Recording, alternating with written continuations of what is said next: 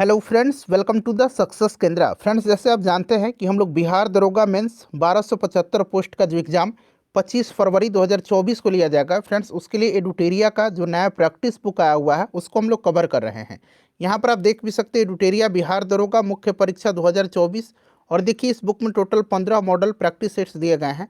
Already मैंने आपको set number 1 और सेट नंबर 2 को पूरी डिटेल में एक्सप्लेनेशन के साथ कवर कराया हुआ है। आज हम सेट नंबर 3 को डिस्कस करेंगे। अगर आपने सेट नंबर 1 और सेट नंबर 2 को नहीं देखा है तो ज़रूर देख लीजिएगा। उन दोनों वीडियोस का लिंक आपको आज की सेशन के डिस्क्रिप्शन बॉक्स में मिल जाएंगे।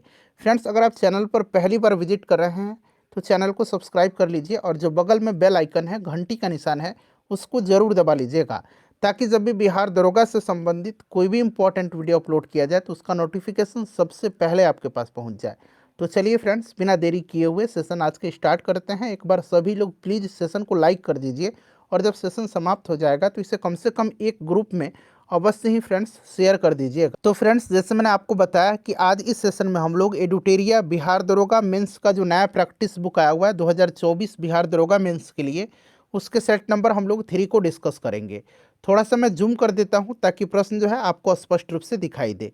चलिए स्टार्ट करते हैं आज के सेशन का, यानी कि एडुटेरिया बिहार दरोगा मेंस 2024 प्रैक्टिस सेट नंबर 3 का पहला प्रश्न पढ़ेंगे। देखिए, पहला प्रश्न है कि जब उसने राजत्व प्राप्त किया तो वह शरिया के नियमों और आदेशों से पूर्णतः स्वतंत्र था। बर्नी ने यह कथन किसके लिए कहा है? देखिए, अगर आप आंसर जानते हैं तो आंसर कमेंट करते चलिएगा और जो भी मैं एक्सप्लेन करूंगा उसको ध्यानपूर्वक जरूर सुनिएगा। इससे क्या होगा कि एक प्रश्न के साथ साथ आपके 2 से 3 प्रश्न जो हैं कवर होते चलेंगे। अब देखिए, यह स्टेटमेंट जो है यह किसका है? जियाउद्दीन बर्नी का है। स्टेटमेंट भी याद रखना है, जब उसने राजत्व प्राप्त किया तो वह शरिया के नियमों और आदेशों से पूर्णतः स्वतंत्र था। यह कथन किसका है? इस तरह से भी प्रश्न बन सकता है। तो यह जियाउद्दीन बर्नी का स्टेटमेंट है। और किसके बारे में है? तो यह अलाउद्दीन खिलजी के बारे में है। Option number C right answer हो जाएगा। अलाउद्दीन खिलजी ने सिकंदर सानी की उपाधि धारण किया था। ये चीज़ आप ध्यान रखिएगा। इसने खलीफा और उलेमा की बातों को मानने से इनकार कर दिया था और राजस्व के सिद्धांत का पालन किया था। अलाउद्दीन खिलजी के बारे में इसी सेट में जो ये बुक है पूरे डिटेल में मैंने आपको बताया था। अलाउद्दीन खिलजी ने दृढ़तापूर्वक बाजार नियंत्रण प्रणाली को लागू किया था। उसने सैनिकों के नगद वेतन देने की प्रथा भी शुरू किया था और दिल्ली सल्तनत के जितने भी सुल्तान थे उनमें सबसे विशाल जो सेना थी, अस्थाई सेना की नींव इसने रखा था। सबसे विशाल सेना इसी के पास थी। घोड़े दागने, हुलिया लिखने, इन सब की प्रथा का इसने शुरुआत किया था।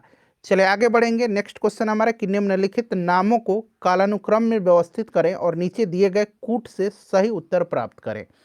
यानी कि अगर हम बात करें तो आप कह सकते हैं कि ये जो यहाँ पर आपको शासक दिख रहे हैं ये कब आक्रमण किए थे? तो सबसे पहले अगर हम बात करें तो मोहम्मद गजनवी हो जाएगा, जो 1000 से 1027 ईस्वी के बीच में भारत पर कुल 17 बार आक्रमण किया था। और सबसे चर्चित आक्रमण सोमनाथ मंदिर पर है, आपको भी याद होगा। तो सबसे पहले तो आपका मोहम्मद गजनवी हो जाएगा, यानी कि 2 नंबर।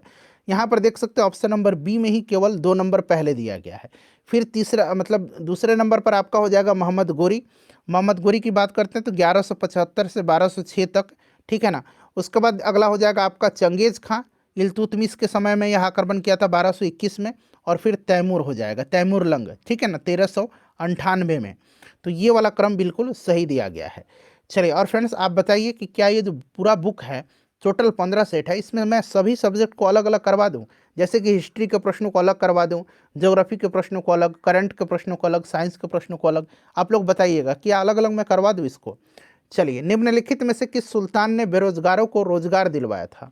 दिल्ली सल्तनत की बात हो रही है। यह सुल्तान जो था यह फिरोज शाह तुगलक था।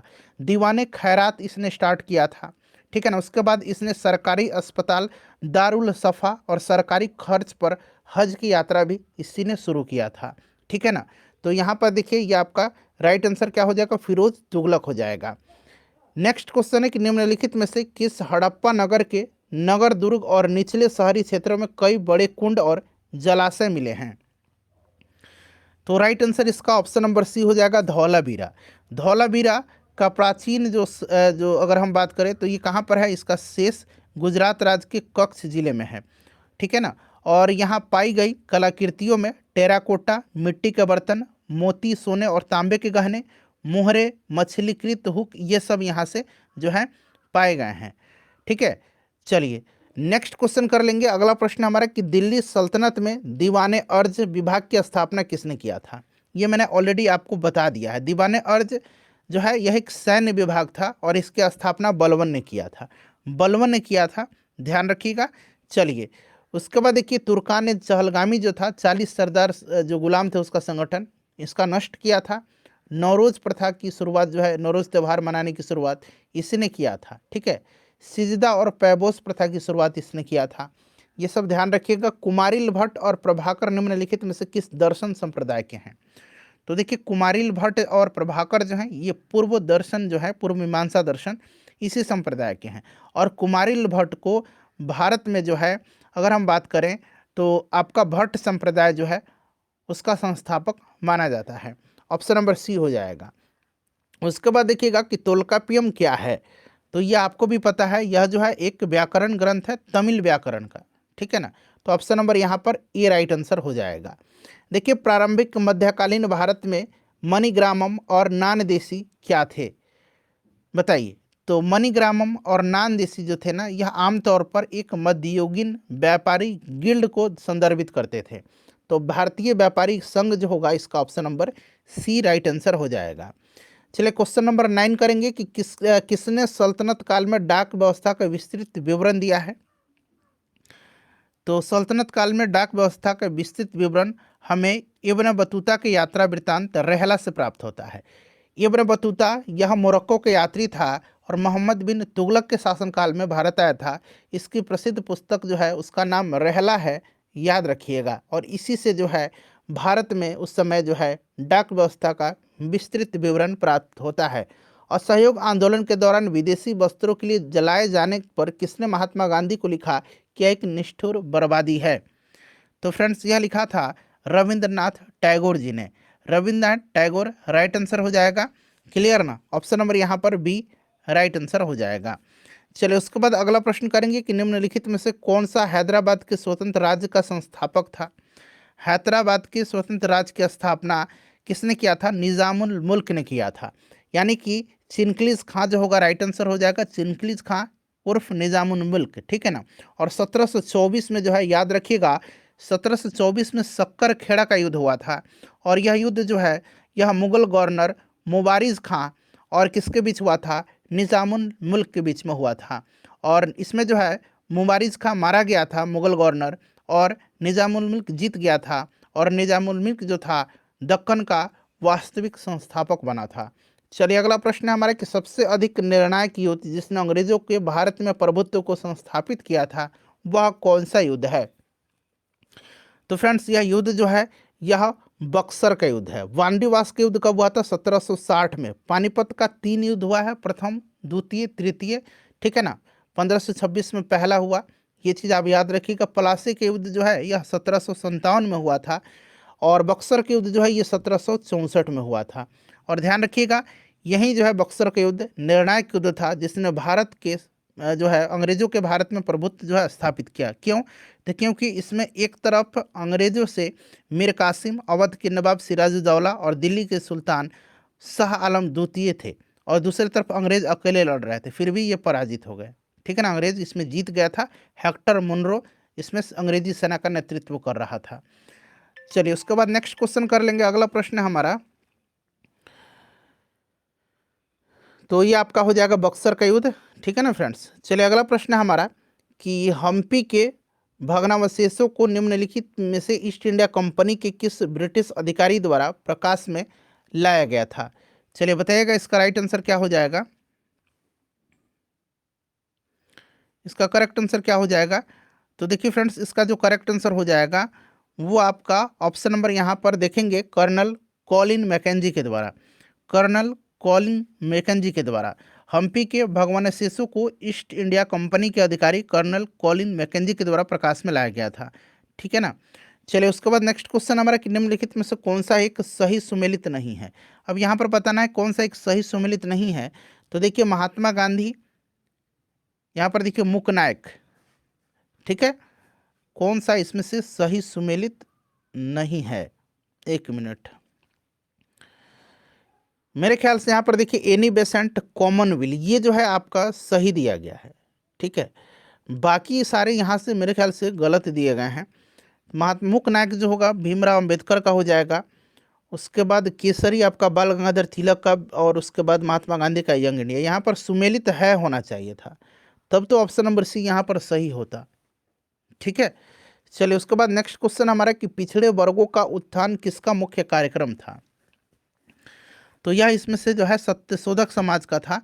ठीक है, और इसकी स्थापना 1873 में ज्योतिबा फुले ने किया था। और यह जो आपका समाज था यह दलितों और निम्न जाति के लोगों के कल्याण के लिए चलाया गया था। ठीक है, चलिए तो यहाँ पर आपका सत्यशोधक समाज हो जाएगा।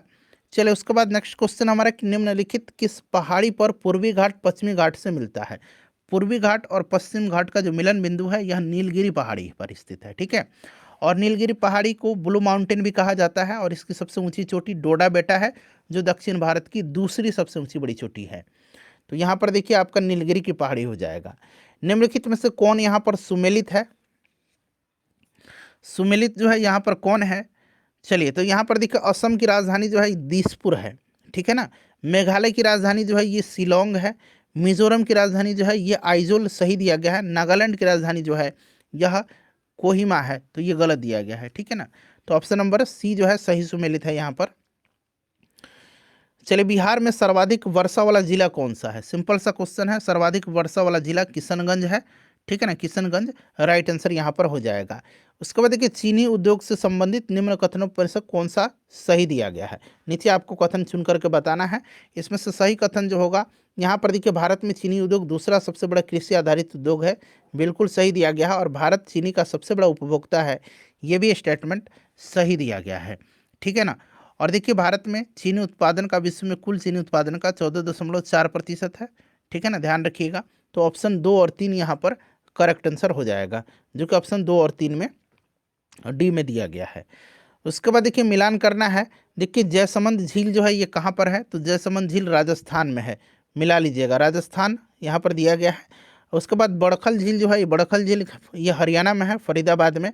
लोकटक झील मणिपुर में है, और कोली वैली झील जो है यह तमिलनाडु में है। तो बिल्कुल क्रम से दिया गया है 1 2 3 4। ऑप्शन नंबर यहाँ पर देख सकते हैं ए राइट आंसर हो जाएगा। देखिए स्वर्णिम चतुर्भुज राजमार्ग भारत के किन शहरों को आपस में जोड़ता है। तो स्वर्णिम चतुर्भुज जो है ये दिल्ली, कोलकाता, चेन्नई और मुंबई। ठीक है ना, तो यहाँ पर आपका right answer option number A हो जाएगा। अंतर्राष्ट्रीय उष्णकटिबंधीय काष्ठ संगठन इंटरनेशनल ट्रॉपिकल टिम्बर ऑर्गेनाइजेशन का मुख्यालय कहाँ पर है। तो इसका मुख्यालय जापान में है, जापान के योकोहामा में है। Option number D right answer हो जाएगा। निम्नलिखित में से कौन सा अक्षांश छोटा अंडमान द्वीप समूह और कार निकोबार द्वीप समूह को पृथक करता है। तो फ्रेंड्स यह करता है 10 डिग्री। राइट आंसर यहाँ पर देखिए 10 डिग्री उत्तरी अक्षांश हो जाएगा। ठीक है ना, 9 डिग्री चैनल भारत के लक्षद्वीप और मिनिकॉय के मध्य में स्थित है 9 डिग्री, और 8 डिग्री यह मालदीव और मिनिकॉय के मध्य में स्थित है। चलिए लगभग 115 किलोमीटर की लघु नहरों और वितरिकाओं वाली दमन गंगा जलाशय परियोजना कहाँ स्थित है। तो फ्रेंड्स यह कहाँ पर है, दादर और नगर हवेली में है। ठीक है ना, और यह जलाशय दमन गंगा नदी पर स्थित है। चलिए उसके बाद नेक्स्ट क्वेश्चन कर लेंगे।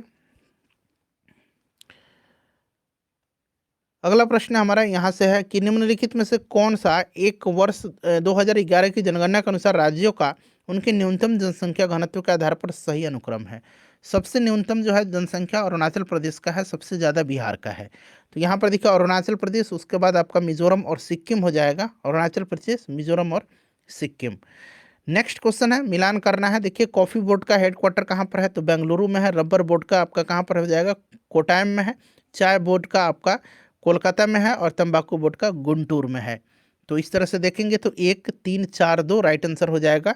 1 3 4 2 जो कि ऑप्शन नंबर बी में है। चलिए उसके बाद देखिए प्रवाल भित्तियों की वृद्धि के विषय में निम्नलिखित कथनों में से कौन सा एक सही नहीं है। कौन सा एक इसमें से सही नहीं है, तो देखिए पहला स्टेटमेंट ही जो है सही नहीं है। प्रवाल अलवणीय जल में प्रचुरता से उग सकता है, यह जो है गलत दिया गया है। यह जो है प्रवाल भित्ति जो है इनका निर्माण लवणीय जल में होता है। ठीक है ना, इनका निर्माण केवल लवणीय सागर में होता है। तो यहाँ पर अलवणीय दिया गया है, जो कि गलत दिया गया है। ठीक है ना, चलिए उसके बाद देखिएगा नेक्स्ट क्वेश्चन है हमारा, क्वेश्चन नंबर 28 है कि दक्षिण अफ्रीका में मध्य अक्षांशीय घास का मैदान का क्या नाम है। तो तो इस घास के मैदान को कहा जाता है पंपास, जो कि अर्जेंटीना में है, ठीक है ना। डाउन्स जो है ऑस्ट्रेलिया में है, याद रखिएगा, डाउन्स जो है ऑस्ट्रेलिया में है। वेल्ड जो है ये अफ्रीका में है। प्रेयरी जो है ये अमेरिका में पड़ता है, तो ये सब आप याद रखिएगा। स्टेपी जो है यूरेशिया में पड़ता है। चलिए उसके बाद नेक्स्ट क्वेश्चन कर लेंगे कि बिहार में प्रथम कांग्रेसी सरकार का गठन कब किया गया था। तो बिहार में कब किया गया था प्रथम कांग्रेसी सरकार का गठन? 20 जुलाई 1937 को किया गया था, श्री कृष्ण सिंह जी के नेतृत्व में, ठीक है। और राइट आंसर यहाँ पर आपका रामदयालु सिंह जी बिहार विधानसभा के अध्यक्ष बने थे, ध्यान रखिएगा, 20 जुलाई 1937। चलिए उसके बाद देखिए, बिहार की यात्रा करने वाला प्रथम ब्रिटिश यात्री कौन था। तो यह यात्री तो यह अकबर के शासनकाल में रॉल्फ फिंच आया था। Option number A right answer हो जाएगा, ठीक है ना। चलिए उसके बाद नेक्स्ट क्वेश्चन हम कर लेंगे कि पटना में से प्रकाशित होने वाला प्रथम अंग्रेजी अखबार बिहार हेराल्ड है, सबको पता है, ठीक है।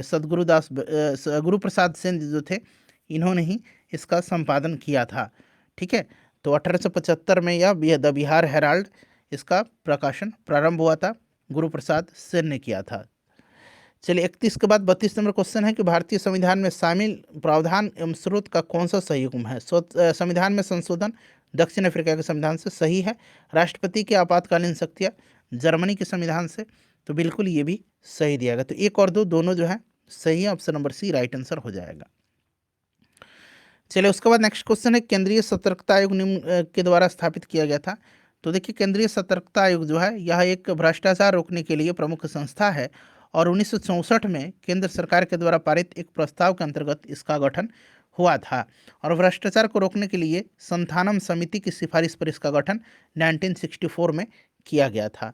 तो राइट आंसर यहाँ पर हो जाएगा संवैधानिक प्रावधान, ऑप्शन नंबर यहाँ पर आपका ये बी जो होगा, 1 मिनट, स्थापित किया गया था भारत सरकार के द्वारा, ठीक है ना, संवैधानिक प्रावधान के आधार पर।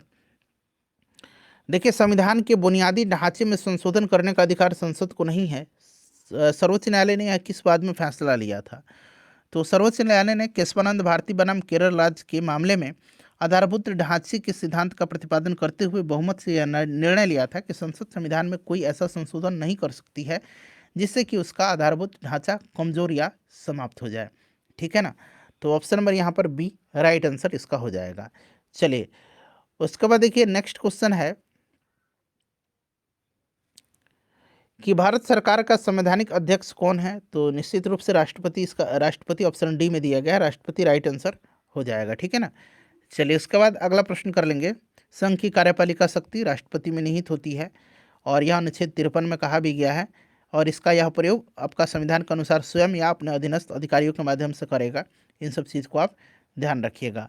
चलिए उसके बाद देखिए, पंचायती राज संस्थाओं में महिलाओं के लिए आरक्षित स्थानों के संदर्भ में निम्नलिखित में से कौन सा कथन सही है। चलिए बताइएगा राइट आंसर इसका क्या हो जाएगा। तो इसका प्रावधान संविधान के अनुच्छेद 243D3 में किया गया है। बिल्कुल जो है यह स्टेटमेंट सही दिया गया है। तो ऑप्शन नंबर यहाँ पर देखिए, केवल एक जो होगा इसका राइट आंसर हो जाएगा, ठीक है। और वह आरक्षण अनुच्छेद 334 में विनिर्दिष्ट अवधि की समाप्ति पर प्रभावी नहीं रहेगा।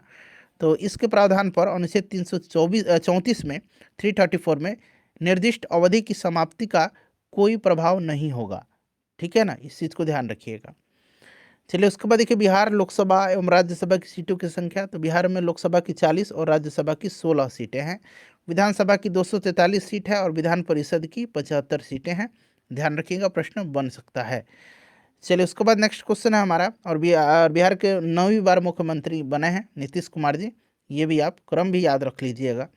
देखिए, खाली स्थान दिया गया है, राज्यों में लोक शिकायत और भ्रष्टाचार शिकायतों पर कार्यवाही करता है। तो यह लोकायुक्त करता है, ठीक है ना, लोकायुक्त, ध्यान रखिएगा। चलिए अगला प्रश्न है कि 42वां संविधान संशोधन के किस अनुच्छेद में मौलिक कर्तव्यों को जोड़ा गया है। तो 51 की क है, आपको भी पता है, भाग 4A में रूस के संविधान से लिया गया है, ध्यान रखिएगा।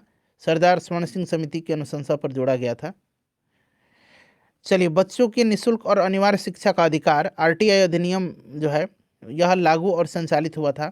तो यह 2010 में लागू हुआ था और आर्टिकल 21A आपको याद होगा, इसके अंतर्गत इसको मूल अधिकार के रूप में उल्लेखित भी किया गया है। 2002 में संविधान में 86वां संविधान संशोधन किया गया था और इसी के अंतर्गत 21A को जो है जोड़ा गया। चलिए, तो 2010 राइट आंसर हो जाएगा। भारत में संघीय व्यवस्था किस देश से अपनाया? अच्छा, संघीय जो है ये कनाडा से लिया गया, याद रखिएगा संघीय। और संशोधनात्मक जो है ये आपका ब्रिटेन से लिया गया है। ठीक है। चलिए, निम्न में से कौन अनुचुंबकीय पदार्थ है? तो अनुचुंबकीय इसमें से आपका एल्युमिनियम हो जाएगा। अनुचुंबकीय वे पदार्थ होते हैं जो चुंबकीय क्षेत्र में रखे जाने पर क्षेत्र की दिशा में मामूली रूप से चुंबकीय हो जाते हैं। एल्युमिनियम, सोडियम, प्लेटिनम, ऑक्सीजन, ये सारे जो होते हैं आपके अनुचुंबकनीय पदार्थ होते हैं। एंथ्रेक्स रोग किसके कारण होता है? तो एंथ्रेक्स रोग जो होता है यह जीवाणु के कारण होता है।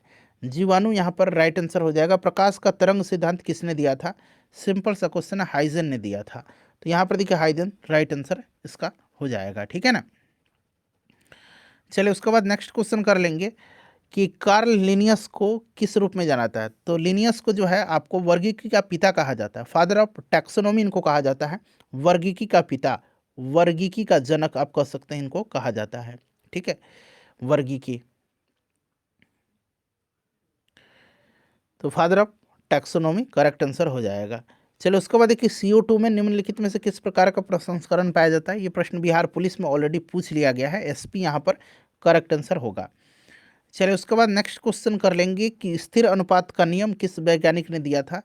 स्थिर अनुपात का नियम जो है जोसेफ प्राउस्ट ने दिया था। और इस नियम के अनुसार किसी रासायनिक यौगिक में तत्व हमेशा द्रव्यमान के निश्चित अनुपात में मौजूद होते हैं। जोसेफ प्राउस्ट ने दिया था। वैश्विक तापमान के लिए उत्तरदायी गैस कौन सा है?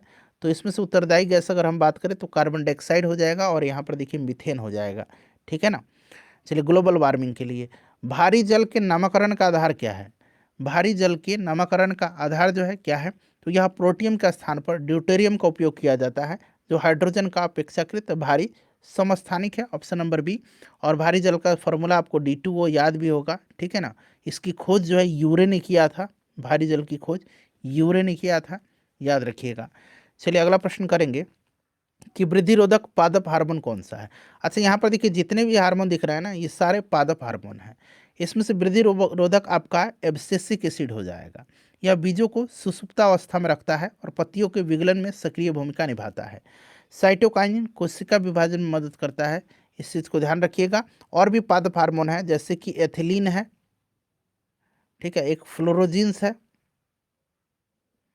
फ्लोरोजिन्स या फ्लोरोजेंस का ये फूलों के खिलाने में और ये फलों के पकाने में सहायक होता है। दाब के बढ़ने पर ध्वनि का चाल क्या होगा? जब दाब बढ़ेगा तो ध्वनि का चाल जो है कोई फर्क नहीं पड़ता है। ठीक है, दाब के बढ़ने से ध्वनि का चाल अपरिवर्तित रहेगा, तो अपरिवर्तित रहता है। टोकोफेरॉल जो है किस विटामिन का रासायनिक नाम है? टोकोफेरॉल विटामिन ई का रासायनिक नाम है। ठीक है, साइनोकोबालामिन इसका नाम है, याद रखिएगा। Phylloquinone, calciferol. पदार्थ की प्रकृति से संबंधित मूलभूत सिद्धांत किसने प्रतिपादित किया था? बताइए। जॉन डाल्टन ने किया था। जॉन डाल्टन राइट आंसर हो जाएगा। परमाणु के केंद्र में इलेक्ट्रॉन और प्रोटॉन स्थिर रहता है और इस क्षेत्र को नाभिक कहते हैं, याद रखिएगा। नाभिक का सिद्धांत रदरफोर्ड ने दिया था। जब कोई पिंड मुक्त अवस्था से पृथ्वी को ओर गिरता है तो इसकी कुल ऊर्जा क्या होगी? इसकी कुल ऊर्जा अचल रहेगी। ठीक है ना। किसी तंत्र की कुल ऊर्जा सदैव संरक्षित रहती है, और जब कोई वस्तु महत्तम ऊंचाई पर होता है तो उसमें केवल स्थितिज ऊर्जा होती है, इस चीज़ को ध्यान रखिएगा। चलिए, तो ऑप्शन नंबर यहाँ पर आपका अचर रहेगी। उसके बाद देखिए कुछ दिनों तक खुले में रख जाने पर चांदी की बनी वस्तुएं किसके उपस्थिति में पूछा गया है कि बनने की वजह जो है काली हो जाती है? तो ये आपका राइट आंसर क्या हो जाएगा? AgO2 कहाँ पर दिया गया? ऑप्शन नंबर सी में दिया गया है, ये आपका राइट आंसर हो जाएगा। अगला प्रश्न है, यदि किसी द्रव पर दाब बढ़ता है तो उसका क्वथनांक क्या होगा? दाब जब बढ़ाइएगा ना, जैसे ऊपर जाते हैं तो दाब कम होता है।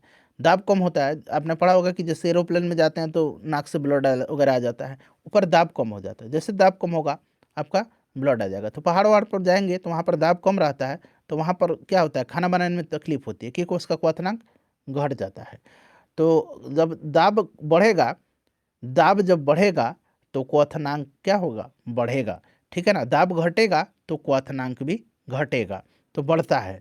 चलिए, कार्ल लिनियस, अभी मैंने आपको फादर ऑफ टैक्सोनॉमी, ये दोबारा प्रश्न आ गया।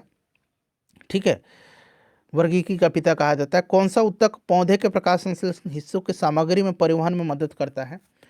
तो ये आपका फ्लोएम है, और जाइलम तो आपको पता ही है। जल के परिवहन में निम्नलिखित में से कौन अंतःस्रावी ग्रंथि नहीं है? अंतःस्रावी ग्रंथि और बहिस्रावी ग्रंथि, याद रखिए। लाल ग्रंथि जो होती है ना, ये बहिस्रावी, लाल ग्रंथि, श्वेत ग्रंथि, ये सब बहिस्रावी, जिसको कि हम लोग बहिस्रावी ग्रंथि कहते हैं। और इनके लिए, इनके स्राव के लिए नलिकाओं जो होता है, नलिका, उसकी आवश्यकता, इसको जो है नलिका की आवश्यकता होती है। और एंडोक्राइन जो होती है, अंतःस्राव ग्रंथि, वो नलिका विहीन होती हैं। इस चीज़ को आप ध्यान रखिएगा। चलिए उसके बाद 60 नंबर प्रश्न पढ़िए कि सोडियम एक प्रतिक्रियात्मक तत्व है जो, खाली स्थान दिया गया है, के साथ घुले में प्रतिक्रिया करने पर यह विस्फोट करता है और आग लग जाती है। तो सोडियम जो है यहाँ पर ऑक्सीजन राइट आंसर हो जाएगा, ठीक है ना, ऑक्सीजन करेक्ट आंसर हो जाएगा, ऑक्सीजन ऑप्शन नंबर सी हो जाएगा। इसी विस्फोट की प्रतिक्रिया को रोकने के लिए सोडियम को मिट्टी तेल में रखा जाता है। निम्नलिखित में से कौन सा क्षेत्र उष्णकटिबंधीय सदाबहार वन से ढका हुआ है? उष्णकटिबंधीय सदाबहार वन से ढका हुआ पश्चिमी घाट, ठीक है, पश्चिमी घाट राइट आंसर हो जाएगा। चलो उसके बाद नेक्स्ट क्वेश्चन है, निम्नलिखित में से कौन से युग्म सुमेलित नहीं है? यहाँ पर देखिए संस्थान है और दूसरी तरफ मुख्यालय, तो देखिए यहाँ पर सुमेलित जो नहीं होगा ऑप्शन नंबर डी हो जाएगा। बाकी देखिए अंतर्राष्ट्रीय सस्य वानिकी अनुसंधान केंद्र नैरोबी, टाटा ऊर्जा अनुसंधान संस्थान नई दिल्ली, भारतीय वन प्रबंधन संस्थान भोपाल, केंद्रीय कृषि वानिकी अनुसंधान संस्थान उत्तर प्रदेश के झांसी में स्थित है। चलिए पत्तियों में एक हरा वर्णक होता है जो क्या कहलाता है? तो हरा वर्णक क्लोरोफिल कहलाता है, ठीक है। चलिए उसके बाद नेक्स्ट क्वेश्चन है, अम्ल वर्षा किनके द्वारा होने वाले पर्यावरण प्रदूषण के कारण होती है? तो ये नाइट्रोजन और सल्फर के, नाइट्रोजन के ऑक्साइड और सल्फर के डाइऑक्साइड के कारण होती है। ऑप्शन नंबर यहाँ पर डी राइट आंसर हो जाएगा। चलिए निम्नलिखित में से कौन सा सुमेलित नहीं है? वन्यजीव अभयारण्य राज्य, अच्छा मोबाम्बिका जो है ये कहाँ पर है? तो मोबाम्बिका जो है ये कहाँ पर है? कर्नाटक, डालमा झारखंड, नेयर जो है, नेयर ये आपका, नेयर जो है ये आपका केरल में, छत्तीसगढ़ में नहीं है। कांटी गांव ये आपका गोवा, सही दिया गया है, ठीक है ना। तो ऑप्शन नंबर यहाँ पर कौन सा सुमेलित नहीं है? ऑप्शन नंबर यहाँ पर सी राइट आंसर हो जाएगा। अगला प्रश्न है कि बंद अर्थव्यवस्था वह अर्थव्यवस्था होती है, कहीं भी व्यापार इसमें ना होगा, ना तो निर्यात होगा और नहीं आयात होगा। तो option number D right answer हो जाएगा। उसके बाद देखिए मोडवेट यानी कि संशोधित मूल्य वर्धित कर, ठीक है ना, ये आपका इसका संबंध किससे है? तो इसका संबंध बिक्री कर से है, ठीक है। यह 1994 तक प्रभावी में था, उसके बाद इसको बंद कर दिया गया। चलो उसके बाद नेक्स्ट क्वेश्चन है कि गरीबी हटाओ का नारा किस पंचवर्षीय योजना में दिया गया था? सिंपल सा 5वीं पंचवर्षीय योजना में दिया गया था गरीबी हटाओ का नारा। चलिए उसके बाद अगला प्रश्न हमारे कि अर्थव्यवस्था के बारे में कौन सा वाक्य इसमें से सच है यानी कि सही पूछा गया है? तो देखिए इसमें से सभी जो होगा राइट आंसर हो जाएगा, ठीक है। सारा का सारा एक बार बंद पॉज करके इसको पढ़ लीजिए एक बार। चलिए किस व्यक्ति ने young wild life photographer of the 2023 year चुना गया है? किस व्यक्ति को young wild life photographer of the year का पुरस्कार किसने जीता है? तो फ्रेंड्स यह जीता है आपका विहान तालिया विकास ने, ठीक है। चलिए उसके बाद नेक्स्ट क्वेश्चन कर लेंगे। और यहाँ पर देखिए स्वाति नायक का दिख रहा है ना, तो इनको नॉर्मन बोरलॉग फील्ड पुरस्कार 2023 दिया गया, ध्यान रखिएगा। कलेक्टिव स्पिरिट कंक्रीट एक्शन पुस्तक के लेखक कौन है? इस पुस्तक को लिखा है किसने? शशि शेखर वेम्पति ने लिखा है, ठीक है। शशि थरूर की पुस्तक का नाम अंबेडकर ए लाइफ, याद रखिएगा। K Shailaja my life as a comrade, K Shailaja की है। और अमृत माथुर की पुस्तक याद रखिएगा pitch side my life in Indian cricket, ठीक है ना। उसके बाद देखिए अबुआ आवास योजना किस राज्य या केंद्र शासित प्रदेश का कार्यक्रम है? तो यह झारखंड का है। 21वां एशियाई खेल 2030 का आयोजन जो है कहाँ किया जाएगा? तो ये आपका दोहा में होगा 30 में, ठीक है ना। 2026 में नगोया जापान में होगा, 2030 में दोहा कतर में होगा, 2034 में रियाद सऊदी अरब में होगा। वैश्विक शांति सूचकांक किसके द्वारा जारी किया जाता है? वैश्विक शांति सूचकांक किसके द्वारा जारी किया जाता है? एक मिनट, ये वाला छूट गया। G7 शिखर सम्मेलन 2024 का आयोजन कहाँ पर होगा? तो फ्रेंड्स इसका आयोजन जो होगा वो इटली में होगा, ठीक है, इटली में होगा, ध्यान रखिएगा। चलिए G7 शिखर सम्मेलन, अच्छा 19वां G20 शिखर सम्मेलन कहाँ पर होगा? ब्राजील में होगा 2024 में, इस चीज़ को ध्यान रखिएगा। अगला ब्रिक्स 2024 वाला रसिया में होगा। चोगम 2024 में समोआ में होगा, ये सब याद रखिएगा। SCO जो होगा 2024 में कजाकिस्तान। चलिए उसके बाद नेक्स्ट क्वेश्चन है कि वैश्विक शांति सूचकांक किसके द्वारा जारी किया जाता है? तो यह किसके द्वारा जारी करता है? यह institute for economic and peace के द्वारा जारी किया जाता है। तो इनमें से कोई नहीं होगा, institute for economic and peace के द्वारा जारी किया जाता है। ठीक है, ट्रांसपेरेंसी इंटरनेशनल के द्वारा भ्रष्टाचार बोध सूचकांक जारी किया जाता है। उसके बाद अगर हम बात करें विश्व आर्थिक मंच के बारे में भी जान लीजिए, इसके द्वारा ग्लोबल जेंडर गैप रिपोर्ट जारी किया जाता है। चलिए, हाल ही में मुख्य सूचना आयुक्त के रूप में किसे नियुक्त किया गया है? हीरालाल सामरिया को। ठीक है ना, ऑप्शन नंबर यहाँ पर सी राइट आंसर हो जाएगा। उसके बाद चलिए अगला प्रश्न है हमारा कि भारतीय मूल की किस लेखिका को 2023 में ब्रिटिश अकादमी पुस्तक पुरस्कार प्रदान किया गया है? तो यह नंदिनी दास को दिया गया। नंदिनी दास नाम याद रखिएगा, ठीक है ना। और नंदिनी दास को यह अवार्ड उनकी पुस्तक courting India, England, Mughal India and the origins of empire के लिए प्रदान किया गया है। हाल ही में कॉलिंस डिक्शनरी ने वर्ड ऑफ द ईयर 2023 किसको? तो एआई को, ठीक है ना, याद रखिएगा। एआई राइट आंसर हो जाएगा। निम्न में से कौन सा सुमेलित नहीं है? ऑपरेशन अजय, भारत और इजराइल, ये आपका बिल्कुल सही है। और ऑपरेशन सजग, भारत और सूडान, ये गलत है। सजग जो होगा, ऑपरेशन सजग, यह भारतीय तटरक्षक द्वारा पश्चिमी समुद्री तट पर तटीय सुरक्षा अभ्यास ऑपरेशन सजग का आयोजन किया गया। ऑपरेशन कोरोना, भारत म्यांमार जो मोचा तूफान आया था। ऑपरेशन गरुड़, सीबीआई, ये बड़ा पूछा गया है बिहार में, ठीक है ना, याद रखिएगा। तो ऑप्शन नंबर यहाँ पर बी राइट आंसर हो जाएगा, सुमिलित नहीं है। चलिए, भारत सरकार ने कब तक सेमीकंडक्टर रिसर्च सेंटर की स्थापना का लक्ष्य रखा है? तो फ्रेंड्स, यह 2024 तक रखा है। इन 80 प्रश्नों में से अपना स्कोर बताइए। वीडियो को लाइक करिए, शेयर कर दीजिएगा। तब तक मैं मैथ और रीजनिंग का जो क्वेश्चन है उसका आंसर मैं आपको तब तक फटाफट बता देता हूँ। देखिए, 81 का 21 आंसर हो जाएगा। 82 का जो राइट आंसर हो जाएगा ऑप्शन नंबर बी हो जाएगा। 83 का ऑप्शन नंबर यहाँ पर डी हो जाएगा, 300 और 350 रुपया। 84 का जो करेक्ट आंसर होगा फ्रेंड्स वो आपका ऑप्शन नंबर भी 24 हो जाएगा, ठीक है ना, 24,000 हो जाएगा। चलिए, उसके बाद 86 देख लीजिए। 86 का जो करेक्ट आंसर हो जाएगा फ्रेंड्स वो आपका 121 हो जाएगा। 87 का जो राइट आंसर हो जाएगा यहाँ पर आपका 117 आ जाएगा, ठीक है ना, 117 आ जाएगा। देखिए, यहाँ पर 5 11, फिर 11 बढ़ा, यहाँ पर 13 हुआ, 16 13 29। उसके बाद 13 के बाद यहाँ पर 17 हो जाएगा। फिर 17 के बाद यहाँ पर देखिए 19 का डिफरेंस है। 19 के बाद यहाँ पर देखिए 23 का डिफरेंस है, और फिर 29 का डिफरेंस होगा, तो 117 आ जाएगा। समीकरण दिया गया है, इसका आंसर मैं बता देता हूँ, 7 और -9, जो कि ऑप्शन नंबर ए में दिख रहा है। 89 का करेक्ट आंसर आपका इसमें से हो जाएगा, ऑप्शन नंबर ए हो जाएगा, ठीक है ना। चलिए, 90 का जो राइट आंसर होगा फ्रेंड्स, 90 का आपका 17.5% हो जाएगा। उसके बाद 91 का ऑप्शन नंबर डी 6 हो जाएगा राइट आंसर। 92 का जो करेक्ट आंसर हो जाएगा फ्रेंड्स, ये 4 हो जाएगा, ऑप्शन सी में दिया गया है। 93 का जो राइट आंसर होगा फ्रेंड्स वो आपका इसमें से 255 हो जाएगा, ऑप्शन नंबर सी हो जाएगा 255। अब कैसे? तो देखिए, 7 दूना 14 और 1 15, 15 दूना 30 और 1 31, 31 दूना 62 और 1 63, ठीक है ना। फिर 63 दूना 126, 1 27, 127 दूना 254 और एक यहाँ पर 255 हो जाएगा। चलिए, अगला प्रश्न करेंगे। नेक्स्ट क्वेश्चन है कि 5% वार्षिक ब्याज की दर से 3 वर्ष में चक्रवृद्धि ब्याज और साधारण ब्याज का अंतर आपसे पूछा जा रहा है। इसका आंसर मैं बता देता हूँ, आपका 61 रुपया हो जाएगा। चलो, उसके बाद देखिएगा 95 का राइट आंसर 17 मीटर हो जाएगा। फ्रेंड्स, सेशन को जरूर लाइक करिएगा और इसको शेयर करिएगा। देखिए, 96 का बी और डी करेक्ट आंसर हो जाएगा। बी और डी ऑप्शन नंबर यहाँ पर देखिए सी में दिया गया है। 97 का जो राइट आंसर हो जाएगा फ्रेंड्स, ऑप्शन नंबर डी का आंसर डी हो जाएगा। और 98 का जो करेक्ट आंसर हो जाएगा 40:48 हो जाएगा, ऑप्शन नंबर ए। उसके बाद 99 का जो राइट आंसर हो जाएगा वो ऑप्शन नंबर सी हो जाएगा। और आखिरी क्वेश्चन 100 जो है, इसका करेक्ट आंसर 140 सेंटीमीटर हो जाएगा।